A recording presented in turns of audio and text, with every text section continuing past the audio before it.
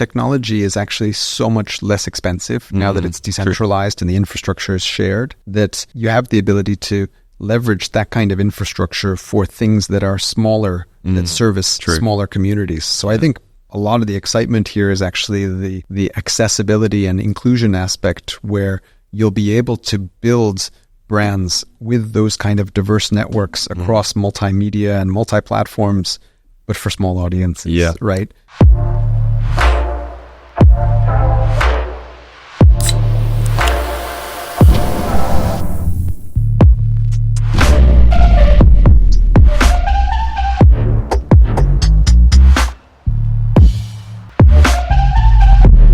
Transfer for me is a great idea for something that like a Uniswap could become. Like, you go to that platform, you are there for a period of time whilst you're swapping something, and you're connecting a wallet. So Uniswap would know that you might have had Chainlink or a Pudgy Penguin or whatever it is, and then a brand can use that big screen as an interstitial to tell you about how great their brand is. It's like WeTransfer did this very successfully, because you have to wait for a long time as it uploads, slightly shorter time, but ads have an impact, and then it kind of decays over time. And I just think that, I wonder, as like users start to plateau for products that have done really well, ad spend will then come in. Like, I think OpenAI were talking about it today, right? Where it's like, think about using ads now, and I'm like, that tells me that their user numbers have kind of started to flatten off a little bit, because if their user numbers are still going up, they'd be like, we don't care, we've got subscriptions.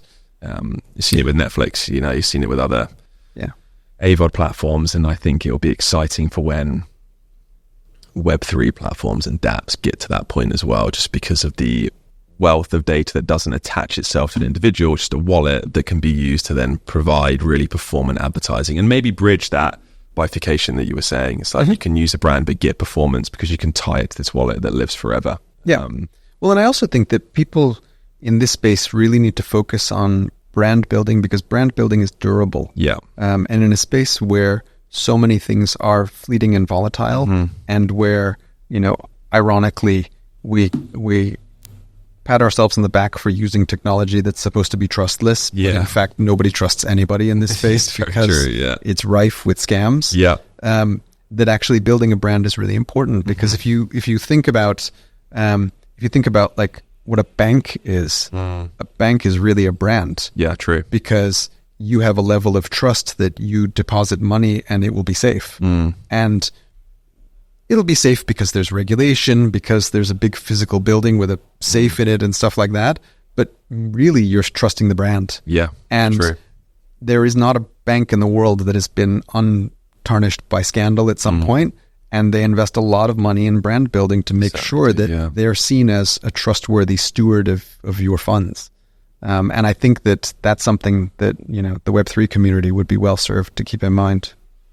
I think so, because I think Doodles is a good example of that. You know, like, they had their partnership with McDonald's recently, which even 4 years ago probably seemed like light years away, but like have continued to build their brand. And then you had Pudgy Penguins that made it into Walmart. You know, that's just, for me, it's just IP that they've, again, shared some ownership of. So you've got, out of nowhere, really, I think it shortens that time for you to become like a super fan of something. You know, like it took Harry Potter, for example, like it took the time it took, whatever it was, to write all the novels, and then people loved it, and then it became a film, and then it became a Lego, and then it became a theatre, and then it became a theme park, you know, like that. You could significantly shorten that time if people get to share in some of that value accrual from its inception. For sure. Which perhaps might make it also slightly transient if something bigger and shinier comes on and there's a chance to capture more value. But I think equally, if you do a good enough job, you will capture those people for a long period of time. So it's...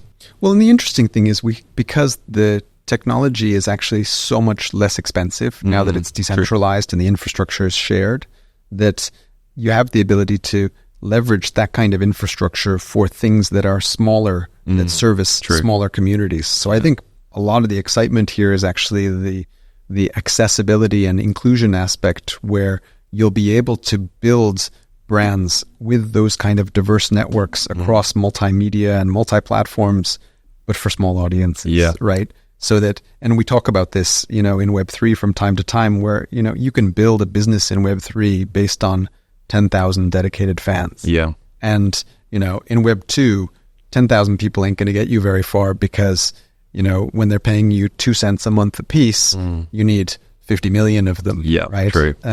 Whereas in Web3, when you have a dedicated core audience, that can be the place that sustains the business, and then you can build on top of that. Yeah. It's true, actually, because I was looking, again, Doodles is my flavor of the day because I was looking at it this morning. They've only got 4,445 holders, and that brand, that 5,000 people less than, has managed to secure a partnership with Pharrell Williams, with McDonald's, with Camp. That's... They've leveraged their audience, about as good as you can. Although I would speculate there are probably less Hermes Kelly bags than that in London. Yeah. So similar concept. That is very true, actually. Yeah, I think luxury takes a long time. It does. So that's like Maisons. Whereas Doodles is, it does 5 years. That is a. So it's huge. Let's just say if there was a very liquid market for handbags, there is a market. It's a little bit less liquid. Yeah. But if there was, maybe the timeline would be shorter. True. Yeah. And it's because these are highly liquid digital products that facilitates the compression of that timeline. Yeah. But it is, at the end of the day, as we were talking about at the beginning, it is tokenized culture. Yeah. Because if anything, people like the way doodles look, but it's also social signaling. Totally right. Yeah, I agree. And that's why I quite enjoyed about NFTs. I like dip to toe, and still one of my favorite ones. I got quite involved with the Meme Land universe, and they just... they had like the pedigree from kind of the Facebook groups, but just like the way, everything they did about it, just the design of it, kind of being very tongue-in-cheek, just they nailed it. I think it's absolutely amazing. And then there's like lots of stuff that's come off the back of it, like the 15 years of being on the zeitgeist really gives them a feel for it. Just even they've got this Stake Land website where you can like unlock, I think meme coins, but they've just got like the old Super Mario logo, and I'm like, that is exactly what that should be. It's like really nice, and I think that it's back to your earlier point. It's like the power of building quite a good brand, a very good brand in their instance. It's just that they've got tons of loyal holders that the price of it hasn't really changed. I don't really see much changing hands, and I think they've given people a lot of stuff to poke thereafter, which has very much kept people engaged.